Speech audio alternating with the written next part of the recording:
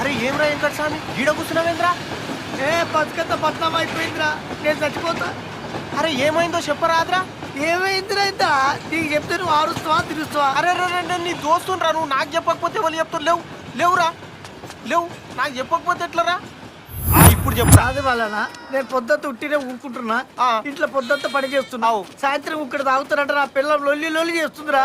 నేను చచ్చిపోతా. ట్రైన్ వెంకట స్వామి ఏంద్రా గట్ట చేస్తున్నా మాటిండ్రా? ఏం చెప్తారో నాకు.